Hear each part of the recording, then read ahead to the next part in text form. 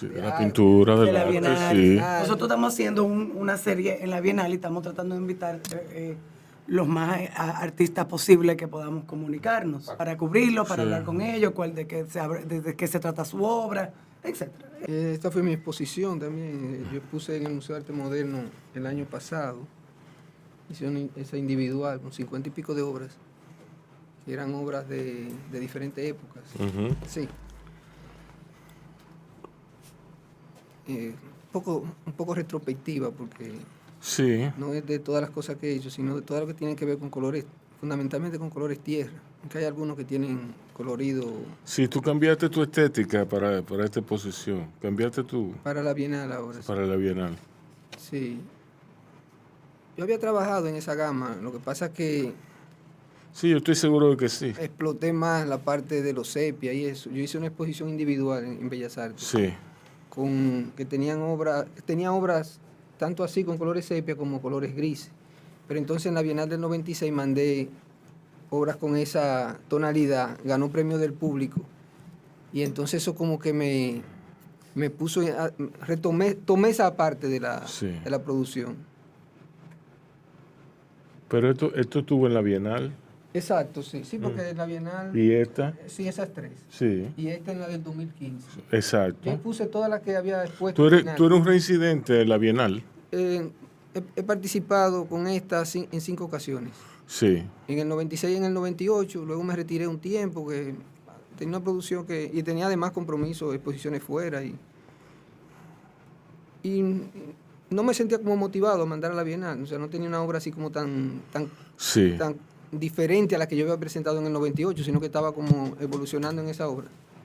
Y cuando sentí que tenía una obra que sí ya tenía unos rasgos diferentes, entonces vuelvo de nuevo y participo. Porque si la obra tiene mucho que ver con la que yo acabo de participar en una Bienal, como que eso no, y estoy evolucionando en ella misma, y no tiene grande, como que no me motivo mucho a mandarla. Sí. En esta ocasión es que he mandado 3 veces seguido, o sea que mandé en el 2015, en el 2018, que se presentó en el 21, que fue del 2018, y ahora. Pero la de ahora es una gama diferente y otros temas distintos. A mí me alegra mucho oírte hablar sobre tu obra y desde refilón, sobre lo que un artista debería pensar mientras elabora su cuerpo de trabajo. Y es que no todos los artistas tienen esa capacidad de dividir, de separarse de su obra y verla significativamente como el cuerpo de trabajo de un artista. Exacto. Sí. ¿Por qué? Porque, bueno, muy sencillo, el artista está sumergido en su proceso y muchas veces de manera egoísta no puede separarse no puede distinguir, no distingue. Es difícil. Sí, es difícil. Eso me habla de tu ejercicio filosófico, del ejercicio de la filosofía como tal. Sí. Y me alegra mucho saber que tú tienes esa práctica. ¿Por qué? Porque fíjate lo que tú dices que no tenías nada que aportar. ¿Tú me entiendes? Es una obra que bien el público la puede ver, pero para fines de una... Exacto, y es importante para ti. Tiene que causarle en el espectador algún tipo de reacción. Es una reacción, no es mandar por mandar y se acabó, sino que si no hay algo que presentar ahí, no es necesario, se le dejan los espacios a los que tienen respuestas, en ese caso, diferentes. Sí. O sea que yo he tenido la posibilidad de participar en más o menos 10 o 12 bienales y sin embargo no he participado en 5. Sí. O sea, nada me lo impedía que no fuera yo mismo exacto. que decidiera no participar. Sí. ¿Por qué arte y filosofía? Van aunados. Bueno, mi formación, nosotros ya estamos en la entrevista ya. Sí. Pues yo no me di cuenta. Sí, pero vamos a hacer una pausa ahora. Ok. Vamos a hacer una pausita. Quien les habla es Dustin Muñoz. Él va a ser nuestro invitado en el día de hoy. Un invitado muy interesante porque él pinta y yo solamente lo conocía como pintor, pero él también ejercita, porque es un músculo, ¿verdad? La filosofía y el buen pensar. Vamos ahora a unos mensajes de nuestros auspiciadores y volvemos con más de Dostin Muñoz después de esto. Yo, disfruta el sabor de siempre, con harina de maíz mazorca y dale, dale, dale, dale. La vuelta al plato, cocina arepa, también empanada. Juega con tus hijos, ríe con tus panas, disfruta en familia, una cocinada. En tu mesa la silla nunca tan contada. Disfruta el sabor de siempre, con harina de maíz mazorca y dale, dale, dale, dale. La vuelta al plato, siempre felices, siempre contento. Dale la vuelta a todo momento. Cocina algo rico, algún invento. Este es tu día, yo lo que siento. Tu harina de maíz mazorca de siempre, ahora con nueva imagen. Para cosechar lanzadores hay que sembrar disciplina. Para cosechar jonroneros hay que sembrar honestidad. Para cosechar grandes ligas hay que sembrar valores. Porque los grandes ligas no crecen en el monte, se cultivan. Así como el mejor arroz. Arroz La Garza, patrocinadores de nuestros próximos grandes ligas. Agua Evian. Renueve tu ser y vive la experiencia única de beber del manantial de la vida y siente cómo tu cuerpo se revitaliza con cada sorbo. Agua Evian. Frescura que te inspira. Cada uno de nosotros tiene una forma diferente de celebrar el éxito.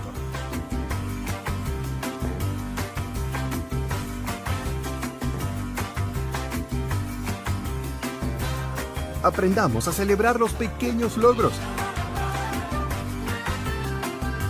Porque quien celebra la vida todos los días ya alcanzó el éxito que tanto estaba buscando. Don Pedro celebra todos los días.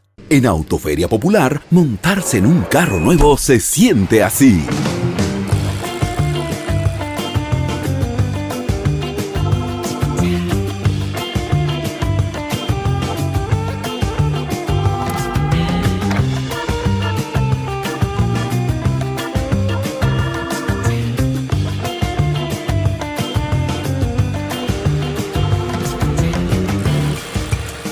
La emoción de un carro nuevo no hay que entenderla, hay que vivirla. Vive la temporada de Autoferia Popular. 25 años encendiendo nuevas emociones contigo. Popular, a tu lado siempre. Pero yo solo le pregunté que cómo se sentía el carro.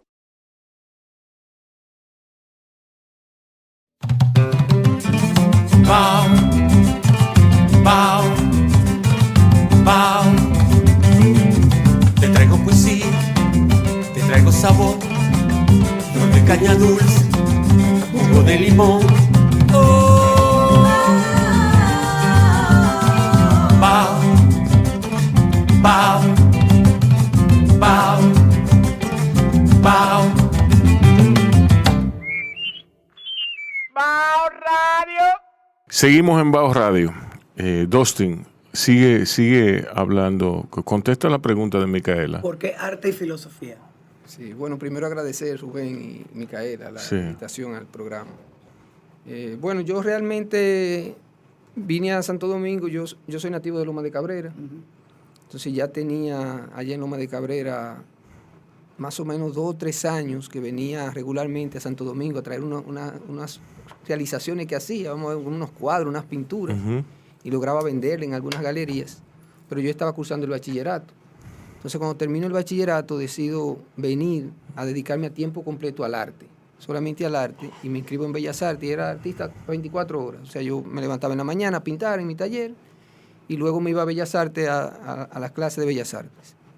Entonces, con el tiempo, en la medida que fue la escuela exigiéndome mucho, yo fui dejando la parte de los trabajos que en ese momento realizaba, que eran bodegones, paisajes, obras que estaban muy ligadas a la primera etapa de la escuela, o sea, reproducir un modelo. A la tarea. Exacto. Pero se vendían esos trabajos. Sí, pues ayudan a vivir. Exacto. No me cubría todos mis gastos con esa producción que hacía. Pero me permitía estar 24 horas en el taller, o sea, o pintando en mi casa, o pintando en Bellas Artes, pero pintando todo el tiempo. Entonces eso me permitió desarrollar muchas habilidades para reproducir el modelo, o sea, lo que la escuela buscaba, tener esa capacidad para reproducir, hacer buenos retratos, y hacía retratos y vendía, me pedían retratos. Entonces me hice la pregunta de si el arte era eso. Llegó un momento ya que tú tienes la facilidad, llegaste que a tu lo haces techo. rápido. O sea, píntate un retrato y tienes lo que el retrato pide, que es el parecido y ciertas técnicas que atrapen a un público que va más allá del que conoce al retratado, ¿verdad? Ujú. Ya tú tienes eso y entonces parecía que todo era como tan fácil. Y entonces me hago la pregunta de si el arte era esa capacidad de reproducir un modelo como lo hacía. Y entonces ahí es que entro a la carrera de filosofía, cuando termino el primer ciclo en Bellas Artes. Entonces, porque yo buscaba una carrera teórica que me ayudara a fundamentar todo aquello que yo técnicamente hacía, o sea, tener un tema que fuera contundente, tener una propuesta artística que yo la pudiera defender con seguridad, y eso me lo iba a permitir. Pensaba yo en principio, ¿verdad?, que la filosofía me iba a permitir eso. La escuela es a nivel medio, la Escuela de Bellas Artes, o sea, no es un programa, aunque las clases pueden ser consideradas, una gran parte de esas clases como un nivel superior, pero no está organizada de esa manera. Y había entonces un segundo ciclo en Bellas Artes que ya era un poco para desarrollar la creatividad. Y entonces entro, paralelo a los estudios de filosofía, entro a esa parte de Bellas Artes que tiene que ver con la creatividad. Entonces yo duré en Bellas Artes un total de 7 años. 4 que era dedicado nada más a Bellas Artes, no hacía otra cosa, y luego los otros 3 sí lo compartía con estudios de filosofía. Luego entonces ya nada más me quedo en la carrera de filosofía y pintando en mi casa, porque terminé el ciclo de Bellas Artes a mitad de mi carrera de licenciatura. Después entro a una maestría de investigación por lo mismo, o sea, el artista es un investigador. Uh-huh. Y entro a una maestría de metodología de investigación, es de investigación científica, porque esa es la que realmente se organiza, se programan aquí, ese tipo de maestrías. Y cuando termino la maestría en metodología de investigación, entonces entro a un doctorado en la Universidad del País Vasco para yo trabajar la línea que ya yo había venido desarrollando, o sea, con una línea de investigación que me permitiera conciliar ambas cosas. Uh-huh. Entonces ese programa de doctorado, aunque de filosofía, me permitía hacer una tesis en el ámbito de la estética. Sí. Y por eso elijo la estética de lo feo en la pintura negra de Goya, donde yo me manejo ambas cosas, mis conocimientos de filosofía con mis conocimientos artísticos. Yo quiero meter un poco de cizaña en tu definición del artista. ¿El artista es un investigador? No todos los artistas son investigadores. El artista tiene un deber. Tiene un deber, sí. Tiene un deber. Es válida la corrección. Que sí, que eso está dentro de lo que sería un planteamiento estético, moral de...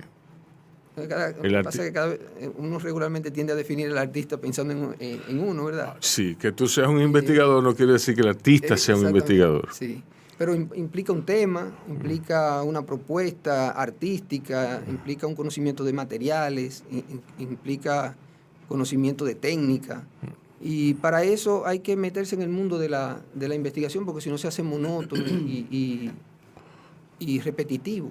Sí. En ese sentido, o sea, uno maneja una técnica, pero puede mejorarse. Y se mejora en el proceso de uno investigar la calidad del material, la textura del material, del soporte. ¿Cómo afectó tu estudio de la filosofía? Tú dices que tú estudiaste 4 años de Bellas Artes, entonces después incursionaste en la filosofía.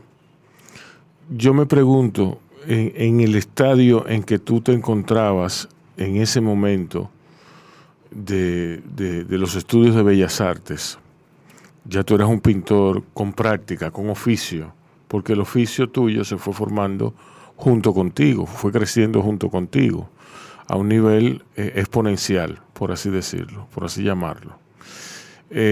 ¿Por qué? Bueno, porque eso te hace, primero, te hizo, me imagino, atender, escuchar al público.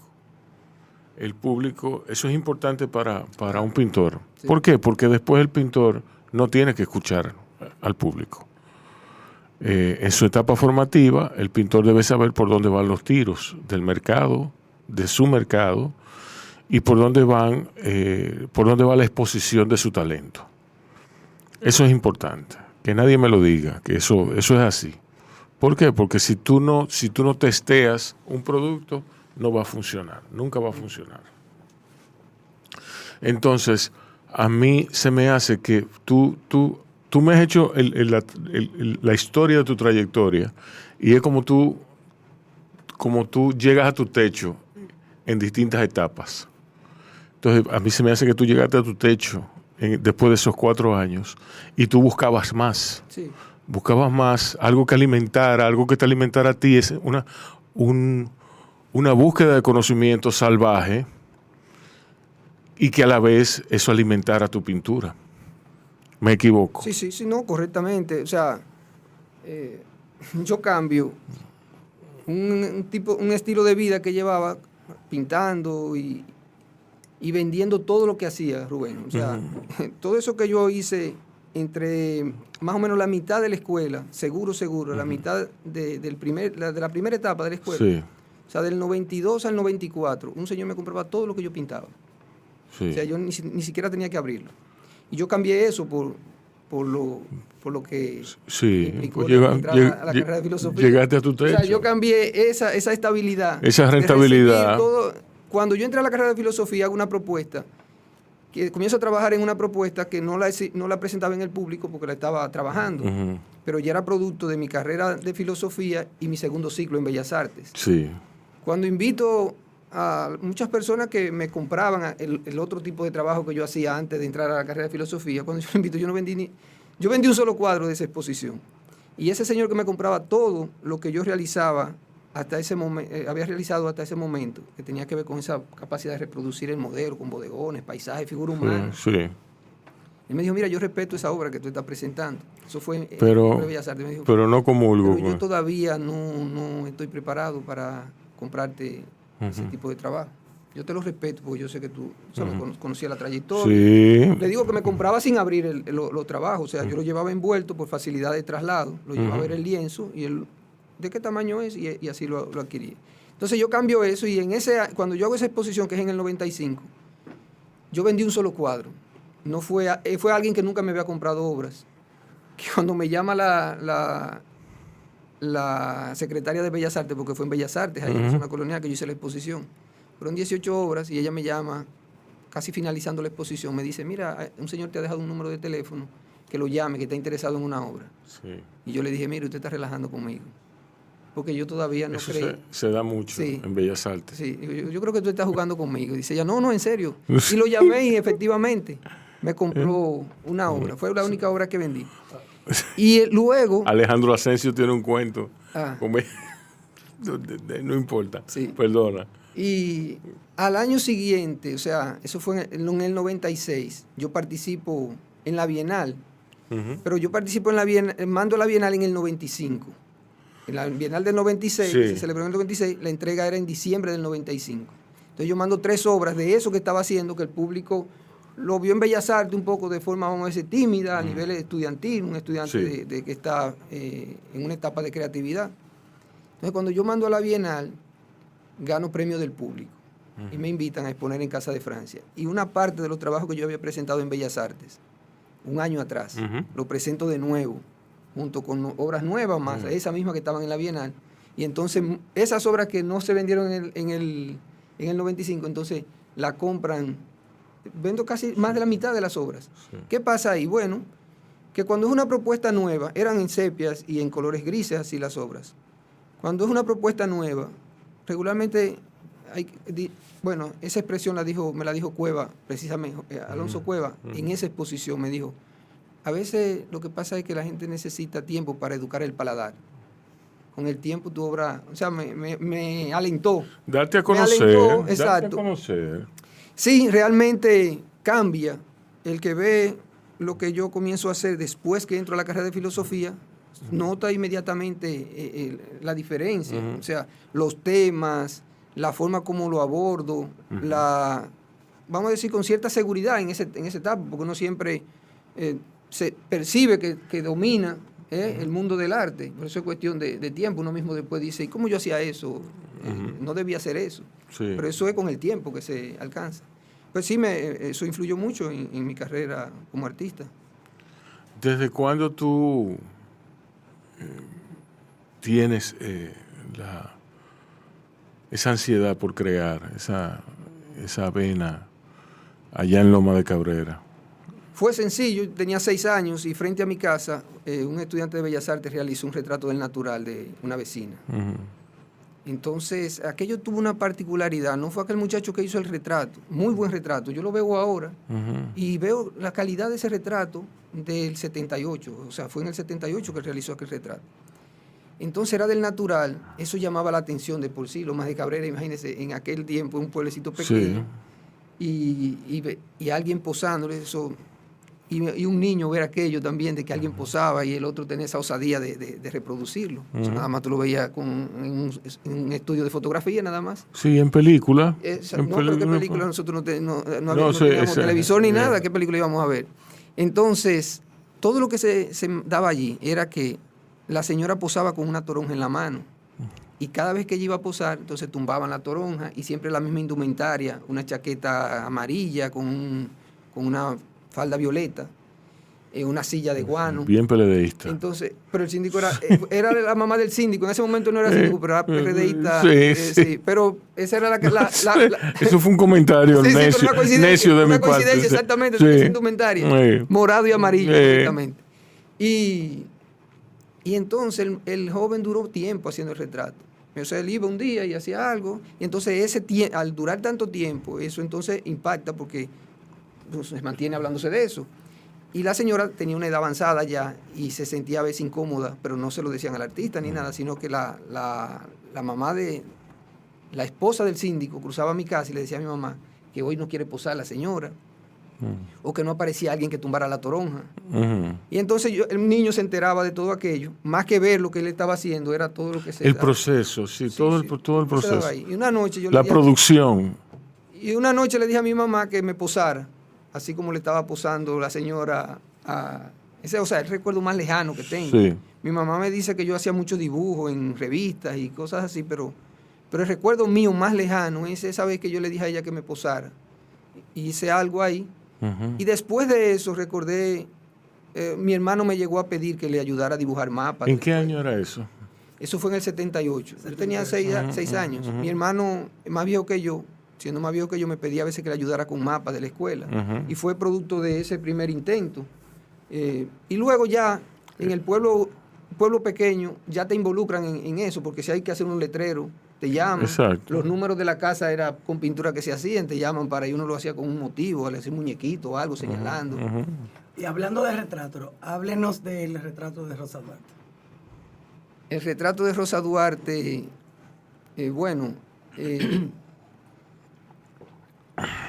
aunque yo realicé el retrato de Rosa Duarte recientemente, en días pasados comentaba que mi primer acercamiento a Rosa Duarte fue viviendo allá en Loma de Cabrera, que me pidieron la palabra de apertura de un acto del Día de Duarte, donde entonces ahí pude conocer de Rosa Duarte sus escritos y eso para mis palabras de apertura de aquel acto. Yo era un niño de 9 o 10 años, pero ese recuerdo siempre me quedó ahí como, pues tenía un papel importante en la vida de Duarte.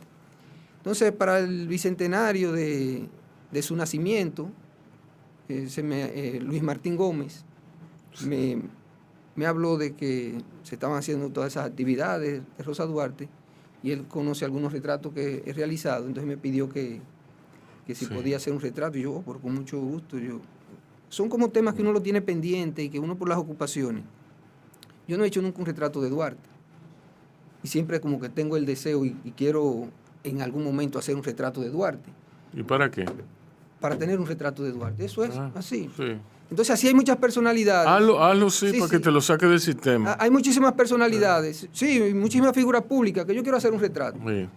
Y entonces ahí encontré una oportunidad de una figura que ya yo había pensado en ella en su momento y entonces hago ese retrato de Rosa Duarte. No hay fotografía de ella, o sea que es una reconstrucción un poco siguiendo las características somáticas de la familia. Un poco así que yo trato con la fotografía de Celestino Duarte, que hay de él, hay de Manuel también, está la de Duarte, ya mayor. Sí. Yo quería un rostro que fuera más o menos a la edad que ella tenía en el momento de la independencia, o sea, una muchacha de 20 años, 20. Quería una edad así, Entonces hay fotografía de una sobrina de ella, nieta de Celestino Duarte, una nieta sí, de Celestino Duarte. Ujú. Entonces, con una edad parecida, más o menos por ahí, que también la parte femenina la tomo de la característica somática de esa sobrina, Ujú. que algún rasgo debe tener de la familia, un poco para que ella estuviera con unas características de la familia Duarte. Ujú. Sí. ¿Cuándo tú comenzaste con la inteligencia artificial? La inteligencia artificial, yo creo que yo lo puedo decir, hay un prólogo de un libro de Alejandro Arbelo que saldrá en los próximos días, que es un libro que él hace tiempo que lo ha estado publicando y me pidió en el 2014, como yo trabajo con el libro de él para la clase de introducción a la filosofía, me han escuchado en varias ocasiones referirme a parte del libro, y entonces me dijo, tú me debes escribir un prólogo para la siguiente edición. Entonces ahí, en ese prólogo, yo comienzo a reflexionar sobre el tema de la inteligencia artificial en el ámbito de la educación y en el transhumanismo, en todo eso que hoy día se habla. Y es así que yo comienzo a entrar, porque hay muchos temas que yo lo comienzo a tratar, lo pienso en ellos y no necesariamente comienzo a ejecutarlos, sino que voy pensando como en imágenes para esa obra. Y eso pasó con esto, eso fue en el 2014, y ahora es que él va a publicar el libro y me dice que lo revise el prólogo. Sí. Y cuando yo lo reviso, digo, pero que yo tengo aquí las pinturas que quiero hacer, que quiero trabajar. Ujú. Y entonces ahí comienzo con la... Incluso le dije a él, mire, antes de que salga el prólogo, ya yo... antes de que salga el libro con ese prólogo, ya yo he sacado obras y tengo el manifiesto ahí del artista de donde surgen realmente, y surge en ese contexto. Surge el tema en términos reflexivos y luego entiendo que hay imágenes ahí que yo la podía llevar al mundo de las artes visuales. ¿Tú vuelves regularmente a Loma de Cabrera? Bueno, a Loma de Cabrera no voy con la frecuencia que quisiera, Sí. porque uno se mete en mucho... ¿Cómo es Loma de Cabrera? Loma de Cabrera es un pueblo alegre, la gente Toda República Dominicana es alegre. es alegre, toda la República Dominicana. Es tan alegre, He somos ido a tan... Cabrera, pero yo no sé si he ido a Loma de Cabrera. No, porque Cabrera... No, Cabrera está en otro Es sitio. otro lugar, sí. Ah, ok. Sí. Está por aquí, por Nagua. Sí. Loma de Cabrera está en la frontera, o sea, este es un municipio de Dajabón. Ah, ok. Sí. De acuerdo. Sí. Pero ahora voy a Loma de Cabrera regularmente. Ahí es, descríbeme Loma de Cabrera. Loma de Cabrera es un pueblo que está rodeado de montañas. Ujú. El pueblo está en una parte más o menos, vamos a decir, un poco llana, pero se alcanzan a ver las montañas por su alrededor. Ujú. Y tiene una vegetación que, o sea, está bien forestado, el pueblo, o sea, Sí. su entorno. Ujú. Uno siente, si se pone en una parte elevada, siente como que el pueblo está perdido en una... Es una espesura. Sí, sí. Tiene el río que pasa muy cerca del pueblo, el río Masacre, Sí. bordeando las orillas del río, del pueblo. Ujú. Y separa la parte campo, vamos a decir, del pueblo. Ahí mismo, al cruzar ya uno está Ujú. en fincas. Al Ujú. cruzar el río ya estás en fincas. Tiene como todos los pueblos una iglesia, un parque. Está, pero bueno, está más para arriba, está Dajabón. Está entre Restauración Sí, y Dajabón. Montecristi y Dajabón, Loma de Cabrera. Exacto. Y luego Sí. Restauración y esa parte. Sí. Entonces Capotillo, Ujú. está, que antes le pertenecía a Loma de Cabrera, pero ya es un distrito municipal. Ujú. Que tiene sus autoridades y está en la parte oeste Sí. del municipio. Luego está un cerro que Ujú. separa, que si uno cruzara ese cerro llegaría a Partido, más o menos, porque el cerro separa Loma Sí. de Cabrera de Partido. Esa parte de ahí, de la frontera me refiero, hasta Hondo Valle. Yo estuve en Hondo Valle recientemente y en el pueblo, en el poblado de antes de Hondo Valle, que se llama Rancho La Guardia. Y es asombrosa la vegetación, es muy, muy verde, un verde penetrante. Entonces verde. pasaste Capotillo. Exacto. Hipólito Villini. Sí. Todos esos parajes están antes de llegar a Fondo Grande. Sí. Entonces, en la frontera, que es un paraje, en esas dos esquinas, Montecristi y Pedernales, el mar entraba profusamente, y hay testimonios que quedan ahí de presencia volcánica. Y bueno, el centro de la isla está muy, muy, muy cerca de ahí. Y es asombroso, primero, la gentileza de la gente. La gente es muy buena. El dominicano en general es muy bueno y muy ingenuo. En la medida en que nos acercamos a la ciudad, todo eso se va perdiendo. Y a mí me asombra o sea, es algo que pone en perspectiva la falta de educación que tenemos. Con toda esa vegetación, no hay nadie que la pinte. Nadie que se meta con todos esos matices de verde, con todo eso. No.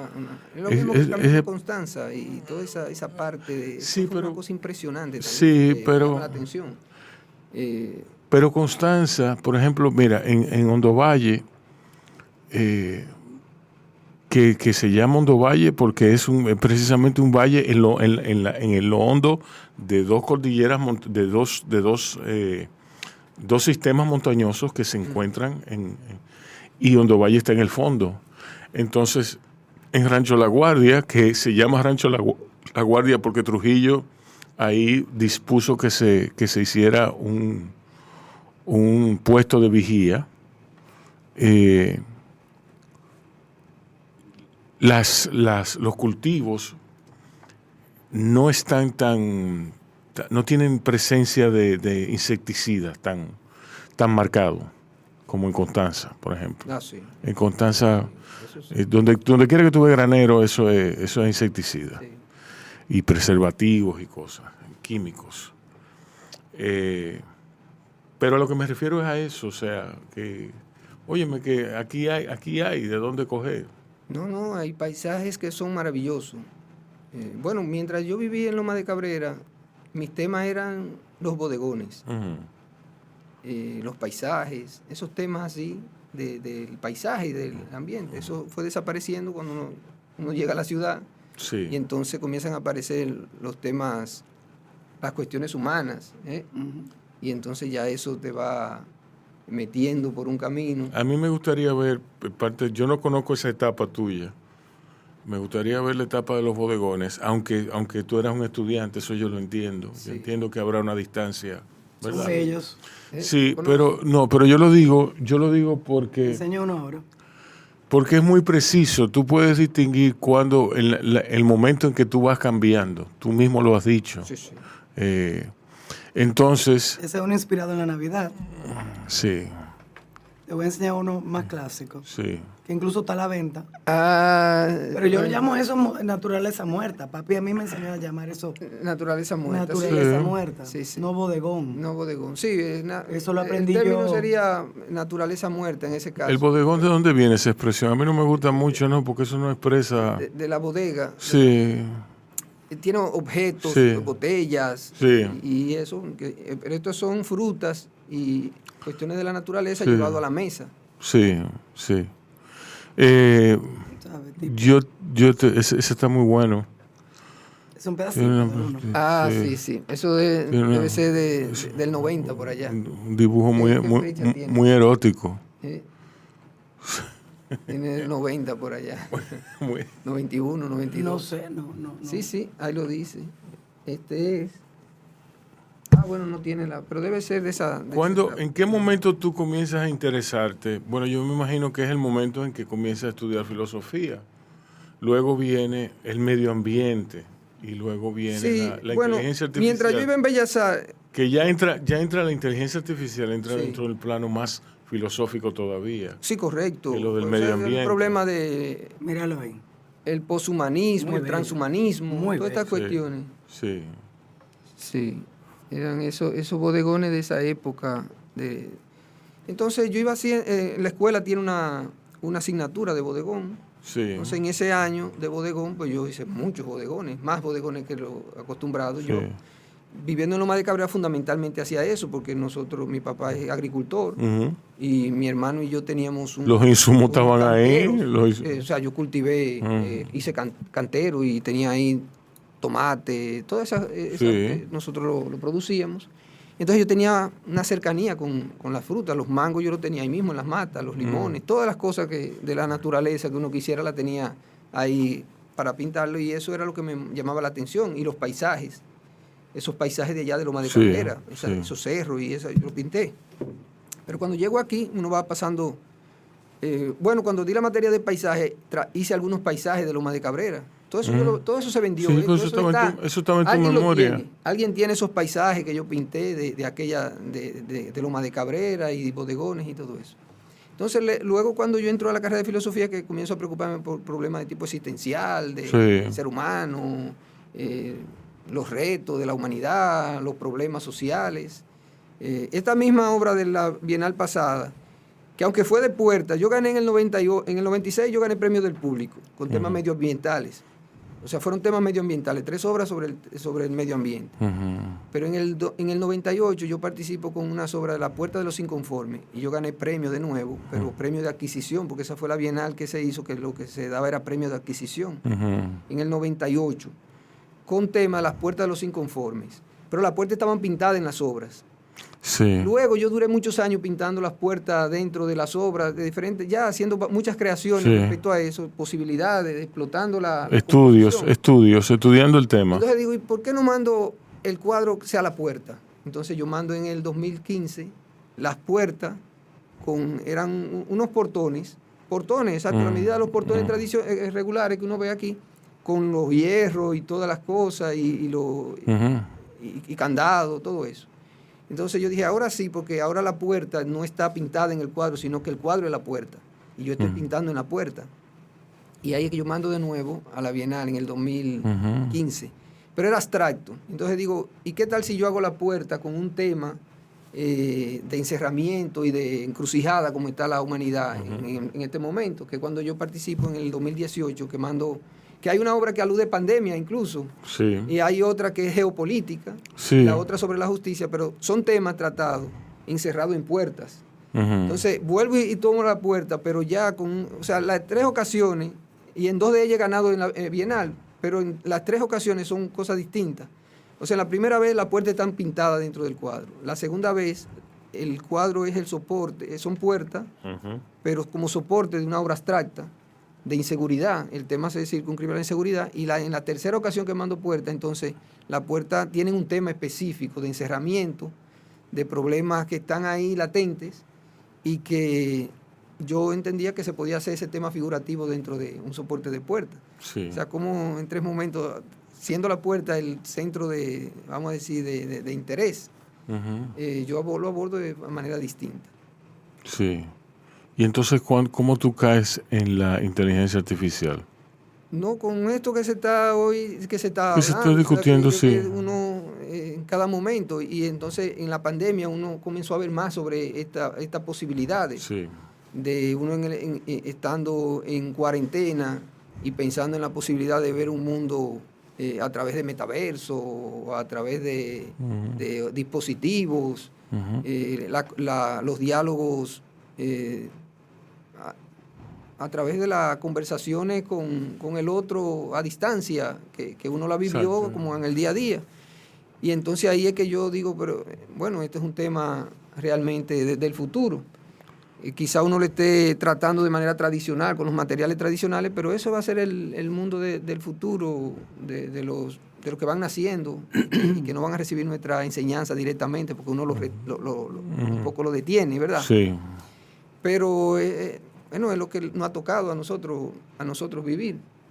todos estos dispositivos para la educación, cómo eso influye. Una de las obras que yo mando a la Bienal tiene que ver con esto de la educación y de alguna manera alude al mito de la caverna de Platón, donde uno no sabe si está ante la sombra o ante la realidad, uno no sabe realmente. Yo vi a mis hijos, a mi hijo en particular, cuando vi tus 2 obras de la Bienal, dije, mi hijo, mírenlo ahí a mí. Exacto, sí. Las relaciones interpersonales, cómo se dan, o sea, a la gente le interesa más estar a través del chat que evita las relaciones personales directamente y prefiere estar comunicado con el que no está. Estamos aquí y yo estando conversando con ustedes prefiero el chat y ustedes también prefieren el chat. Sí. Y luego que cuando me vaya, entonces lo contrario, prefieren hablar con el que ya se fue. Sí. Todas esas cuestiones me parecen interesantes y son los temas que yo abordo en la Bienal. En uno son las relaciones interpersonales. Se aparecen 2 figuras, una suspendida en el aire, perdida en ese mundo del digital. De la interconectividad. Sí. Y con otra persona un poco más sentada en la realidad, que está sentada también en una superficie voladora, ¿verdad? Con mucho de características antiguas, pasadas, y con cosas modernas. Y lo mismo con la otra obra, que aparece esa montaña de objetos, de dispositivos, cómo se van desechando cada día, porque estamos ansiosos, procurando encontrar un nuevo dispositivo que tenga más capacidad. Y cómo se puede manipular también. O sea, en una de esas obras aparece siempre, en las obras que he trabajado en eso aparece un cuerpo extraño de donde salen las conexiones.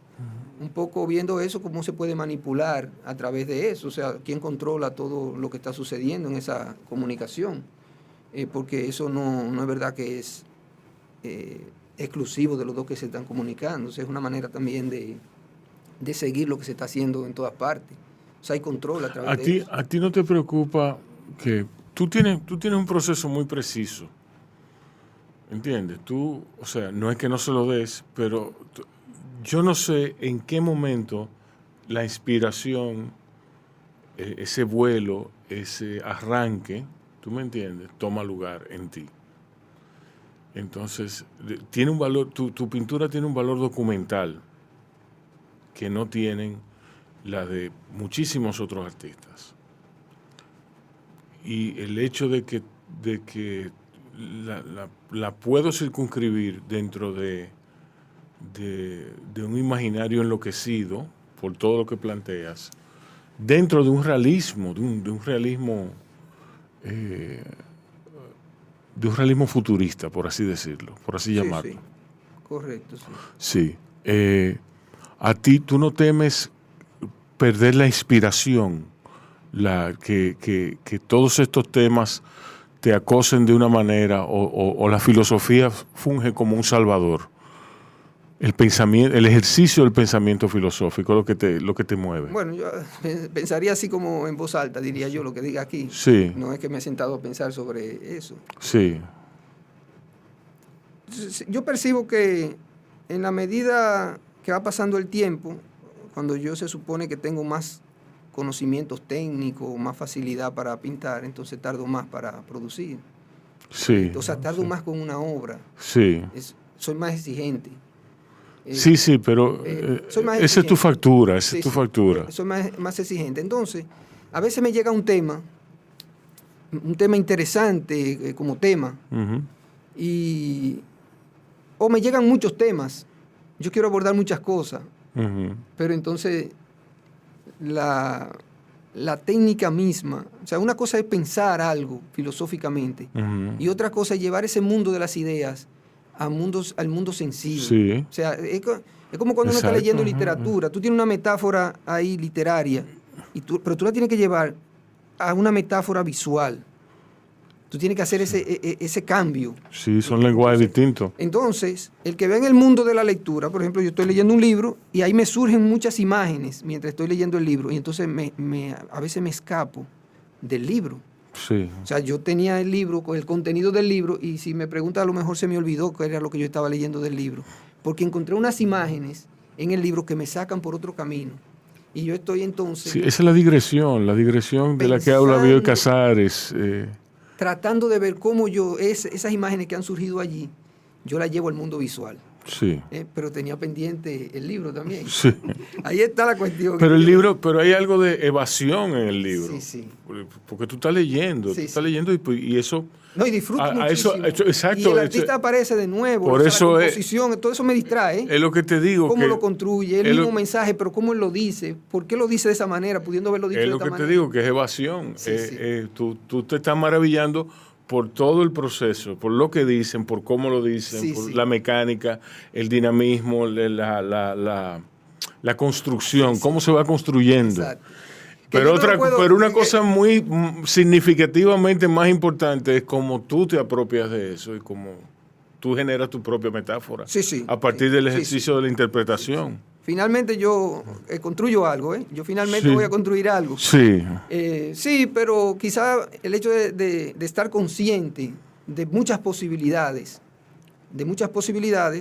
tardo mucho en cuadrar lo que voy a hacer. O sea, por eso la gente no ve tantas obras mías, porque lo trato de cuadrarlo bien. O sea, yo lo veo como una obra de...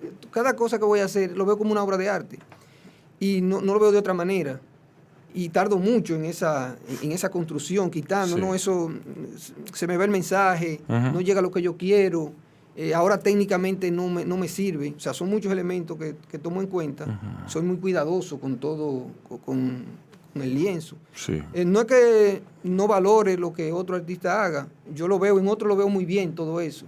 Lo que pasa es que en mi obra yo no lo veo así también. O sea, yo veo muchas obras totalmente espontáneas, muchos recursos así. Y yo lo veo perfectamente como espectador. Hay de todo. Pero cuando la tengo que mirar como creador, entonces yo en mi espacio de creación no lo veo así.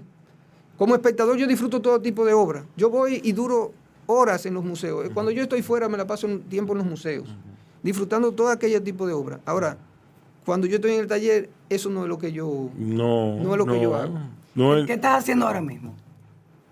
Con ese mismo tema, yo quiero hacer una exposición. Yo he hecho 5 obras de inteligencia artificial, no son estas que están ahí, he hecho 5 obras y quiero ver si completo, o sea, tengo muchas ideas, estoy mirando a ver cómo la voy realizando, a ver si junto aunque sea 20 o 25 obras y hago una exposición sobre ese tema de inteligencia artificial. Ok, vamos a hacer una pausa ahora. A la vuelta vamos a hablar del arte público y de las lecturas de Dustin Muñoz. Ok, quédense ahí.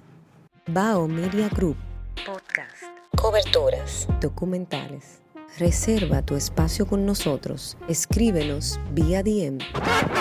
Un corito no tan sano.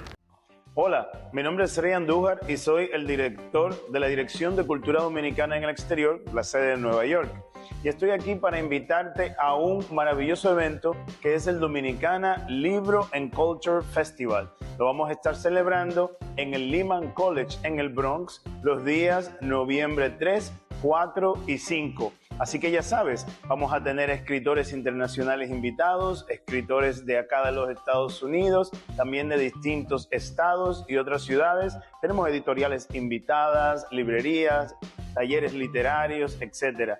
Queremos también decirte que en nuestro festival tendremos un pabellón infantil, así que puedes venir, dejar a los niños y venir y disfrutar de las conferencias que tenemos también.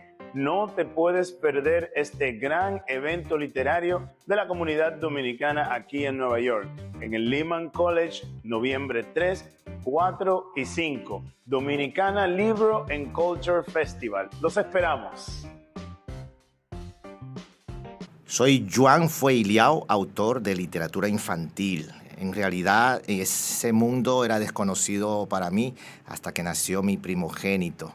Mi primogénito me impuso contarles cuentos todas las noches. Y cuando los cuentos de otros autores se acabaron en mi casa, tuvimos que inventar cuentos. La primera recopilación de esos cuentos inventados en casa es este. Se llama Cuentos sin ningún porqué. ¿Y por qué se llama Cuentos sin ningún porqué? Porque precisamente esos cuentos fueron escritos sin ninguna razón aparente, más que en ese momento para dormir a mi hijo.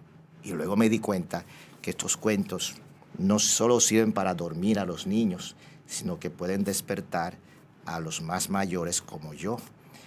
En este cuento hay fantasía, Por ejemplo, un ventilador que se marea porque está dando vueltas. Claro, esa idea no es mía, porque la mayoría de las ideas de estos cuentos, que son 14 cuentos, por cierto, la mayoría de esas ideas son frutos de la imaginación de mi hijo Juan Francisco, cuando tenía como 3 años de edad aproximadamente. Cuentos sin un porqué es de la editorial Santillana y se consigue en la librería Cuesta y, por supuesto, en la librería de la propia editorial Santillana. Cuentos sin ningún porqué. Comparte, recuerda darnos tu like y activar la campanita para notificaciones. Bien, seguimos con Dustin Muñoz. Dustin, háblame, bueno, para seguir el hilo de las lecturas, de lo que te inspira, de ese proceso tuyo de cuando estás leyendo. ¿Tú has leído a Douglas Rushkoff? No. Douglas Rushkoff él acaba de publicar un libro que lo quiero tener, que habla de cómo en Silicon Valley, con todo lo de la inteligencia artificial y todo eso, se están preparando los capitalistas, aunque parezca un término manido en comparación, como lo opuesto de los comunistas, se están preparando para la nueva huida, que será de la inteligencia artificial. Los mismos que la crearon van a huir de ella, dice Rushkoff en su libro, y lo argumenta bien y todo eso. Él es un especialista en todo lo digital, una especie de filósofo que toma en cuenta lo digital para lanzar sus enjuiciamientos de la cultura. Y es muy importante. Él ha escrito varios libros en ese sentido. Yo te los recomiendo. Yo te los recomiendo, sí. Puedes buscarlo en Amazon, están sus libros y todo eso. Okay. En Barnes & Noble. Y yo me preguntaba, ¿qué tú recomiendas para leer en ese sentido? En el sentido de la inteligencia artificial y todo eso. Quien quiere estar actualizado. Sí, fíjense, precisamente antes de ayer se celebró ahí en la Universidad Autónoma, cuando estábamos aquí, se estaba celebrando la inauguración de un simposio que pasó el día completo el miércoles. Yo lamentablemente ya tenía unos compromisos y no pude asistir, pero espero que se haya grabado todo aquello, donde se hizo con un convenio que tiene la Universidad Autónoma de Santo Domingo con la Universidad del País Vasco. Vinieron especialistas, Gómez Pin, Galparsoro, José Ignacio Galparsoro, Nicanor Ursúa, estaban aquí en esa, y otros profesores de la Universidad del País Vasco. Y supongo que tiene otras, porque eso lo organizaba el Ministerio de Educación Superior, y tendrá el Banco Popular, tenían otras figuras, pero eso lo conozco, esos profesores de la Universidad del País Vasco, que trabajan en el tema de la tecnología y todo lo que está pasando. Realmente para las producciones artísticas que yo he estado realizando, me he estado auxiliando más bien en la cotidianidad. O sea, la visión filosófica, las cuestiones de bioética. ¿Cómo te afecta en tu cotidianidad? Exactamente. Han parado en cuestiones filosóficas generales, como los temas de bioética, los temas de filosofía de la tecnología, todas esas cuestiones de la comunicación. Entonces, a partir de lo que uno ve en su entorno, lo que está pasando, o sea, no quiero como alejarme mucho de lo que uno realmente puede captar del momento, una especie de reportero de época, vamos a decir así, con la parte teórica. Te entiendo totalmente. Lo que uno ve en su entorno. Por ahora esa es mi preocupación, un poco tomar eso que observo en el ambiente, Mira, veo todos estos artículos que se van publicando y lo que van sucediendo con cada uno de los pero eso te puede volver loco. Exactamente. No quiero entonces porque una cosa es, créeme que yo lo intenté y no es que como yo tengo la formación en filosofía, un conocimiento general de la filosofía a través de los autores clásicos y todo eso. Y más otros. Sí, claro, más otros. Pero yo entro a la filosofía porque yo ando buscando un fundamento teórico para el arte. Entonces, puedo quedar atrapado fácilmente. El tema lo quiero trabajar en el ámbito artístico. Sí. No en el ámbito de la escritura y el tema. Entonces, me estoy cuidando de no meterme, entonces me voy al tiempo y lo que termino es escribiendo un ensayo sobre eso cuando realmente quiero ahora. Pero escríbelo porque tú no sabes. Claro. Tú no sabes que puede desembocar eso. Exactamente. Pero ahora mismo... O escríbelo en colaboración con alguien más que lo... O sea, tú sabes a qué me refiero. El papel de investigador no quiero ahora, o sea, tengo el objetivo ahora. Exacto. Puede ser abrumador. Quiero tener una salida, por lo menos... Tengo como meta hacer una exposición del tema. Elegante, sí. Sí. Quiero terminar esa parte y luego, entonces, poder entrar, quizás me quede en el ámbito filosófico también. Nació en el ámbito filosófico el tema por lo del prólogo aquel que escribo, donde reflexiono sobre la cuestión, un poco mirando lo que pasa en la educación y luego lo que uno vio en la pandemia. O sea, cómo aquello puede ser un recurso para tú quedar atrapado en un... ¿Y qué va a pasar allí? Sí. Entonces eso es más la teoría de la conspiración. Exactamente, o sea, uno... Que divierte, es absurda, pero divierte. Claro, pero no, y que para crear te da todo un mundo para crear. Sí. Para la literatura. No, y más con esa pandemia que está. Fue un complot. Pero para hacer todo tipo de novelas y cuentos. Pero eso fue un complot, claramente. Sí. Para encerrarnos a toditos. Y ahí le dan para adelante a la inteligencia artificial y al final estamos jodidos. ¿Cómo? No sé. Bueno, pero ahí está la cuestión. Sí. Mira, el arte público, eso ayuda. El arte público es interesante porque, eso es mi posición respecto a eso. Otro pero puede tener otra posición. A lo que me refiero es que ayuda por el menudito, porque hay un dinerito ahí. Hay dinero en todos lados. Bueno, no sé en qué caso de arte público puede darse el dinero, no lo sé. ¿Sabes que yo el arte público... Los murales y todo. Que está hacia afuera, en el exterior... Yo nunca he recibido dinero por ese tipo de... ¿Cómo? No, por ese tipo de... No relaje. No, por ese tipo de arte no. Dinero yo he recibido por las obras que yo hago en mi taller y que yo la vendo y que la gente puede... Pero no. Pero yo lo del arte público, más bien lo hago como una manera de contribuir a la sociedad. Sí, de tu responsabilidad esa social. Que está hacia en el exterior me refiero. Sí. Pero ahora si son lugares internos, exclusivos para una parte del público, entonces ahí ya, o sea que no todo el mundo tiene acceso a él, entonces, bueno, está bien. Pero el que tiene todo el mundo acceso, yo ahí nunca he tenido interés de ganar nada, ni he ganado nada tampoco. Ahora se está haciendo uno allá se está haciendo porque todavía yo no he ido a ejecutar, pero es mío el mural. O sea, yo hice el boceto y hay unos ayudantes que están avanzando allá en Loma de Cabrera, en mi pueblo. Sí. Estoy haciendo un mural de 22 metros. Coño. 2 metros de alto, 22 metros de largo. Sí. Unos jóvenes artistas de allá, que estudiaron aquí en Chabón y tienen condiciones, ellos están avanzando en la parte, ya tienen todo, trabajé todo el boceto completo para que ellos no tengan que crear, o sea, es reproducir lo que... Proyectar y reproducir. Y entonces cuando ya esté completo, entonces yo voy a ir a intervenir ya directamente cada una de las partes. Pero ese también igual, o sea, es para que el pueblo también tenga acceso al arte y es una manera de contribuir en la educación de las personas y la sensibilidad. Y a dejar tu legado en ese pueblo que te vio crecer y nacer. El caso del obelisco, por ejemplo, o sea, esa obra yo no recibí nada por dinero por eso. O sea, la parte mía es una donación. Okay. Mi labor allí, todo el diseño y mi ejecución, todo, o sea, yo no recibí por esa obra nada, porque eso también es el acceso del pueblo, nadie se va a llevar eso ni va a cargar con él, sino que eso está ahí para todo. Y si alguien puede donar, yo puedo también en ese caso como no dar mi parte, o sea, claro, los materiales, los andamios, todo eso lo tiene que poner. Lo mismo está pasando con el de Loma de Cabrera, yo solamente estoy poniendo tu talento, mi talento, mi creatividad y eso.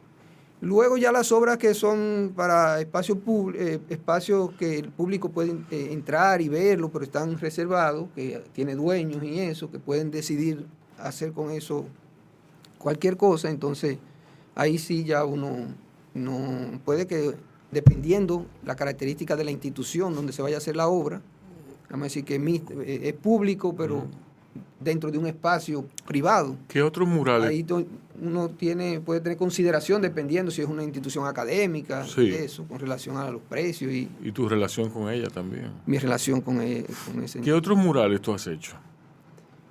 Bueno, en el Archivo General de la Nación, que está ahí en la sala de atención al usuario. Sí.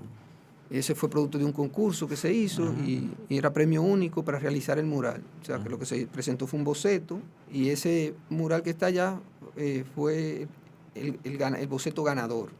Que yo después claro, siempre hago modificaciones después, hago el boceto y gana, pero después, porque el boceto es una obra. Sí. Yo nunca he podido reproducir exactamente el boceto, excepto en el tampoco. Siempre el boceto es una obra y el cuadro es otra, porque son dos momentos diferentes. Y las dimensiones también son diferentes y hace que uno cambie.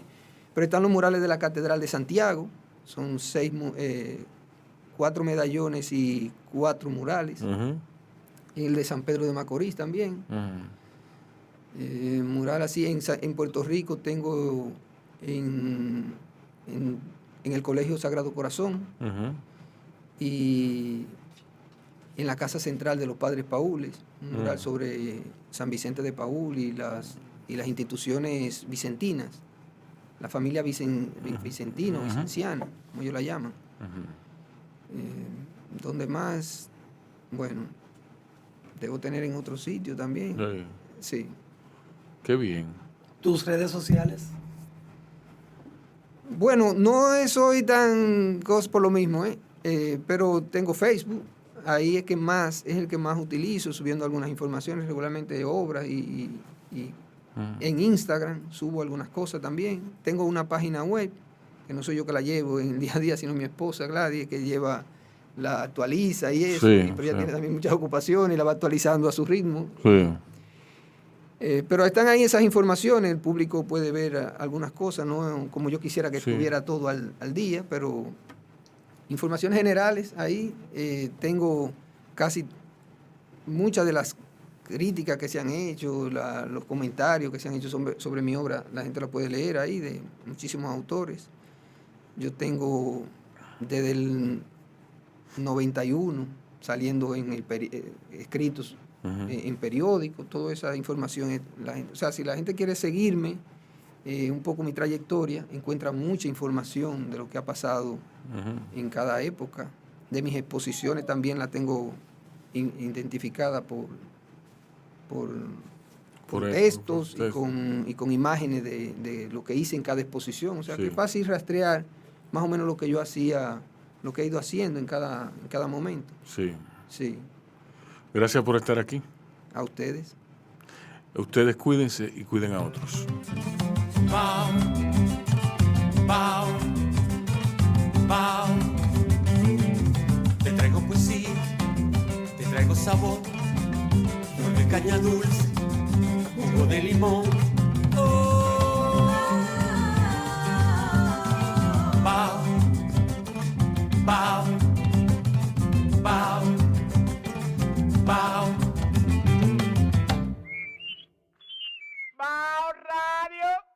Yo, disfruta el sabor de siempre, con harina de maíz mazorca y dale, dale, dale, dale. La vuelta al plato, cocina arepa, también empanada. Juega con tus hijos, ríe con tus panas, disfruta en familia, una cocinada. En tu mesa la silla nunca tan contada. Disfruta el sabor de siempre, con harina de maíz mazorca y dale, dale, dale, dale. La vuelta al plato, siempre felices, siempre contento. Dale la vuelta a todo momento. Cocina algo rico, algún invento. Este es tu día, yo lo que siento. Tu harina de maíz mazorca de siempre, ahora con nueva imagen. Para cosechar lanzadores hay que sembrar disciplina.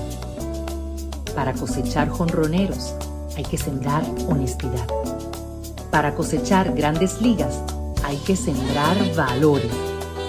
Porque los grandes ligas no crecen en el monte, se cultivan. Así como el mejor arroz. Arroz La Garza, patrocinadores de nuestros próximos Grandes Ligas. Agua Evian. Renueve tu ser y vive la experiencia única de beber del manantial de la vida y siente cómo tu cuerpo se revitaliza con cada sorbo. Agua Evian. Frescura que te inspira. Cada uno de nosotros tiene una forma diferente de celebrar el éxito.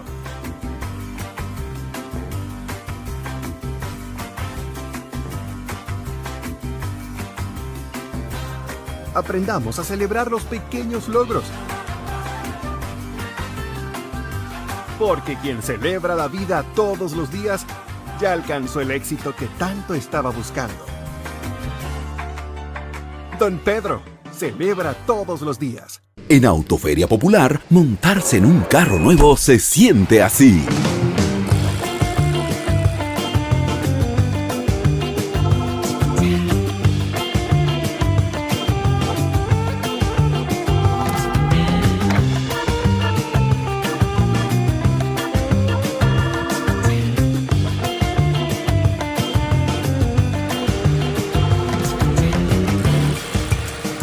La emoción de un carro nuevo no hay que entenderla, hay que vivirla. Vive la temporada de Autoferia Popular. 25 años encendiendo nuevas emociones contigo. Popular, a tu lado siempre. Pero yo solo le pregunté que cómo se sentía el carro.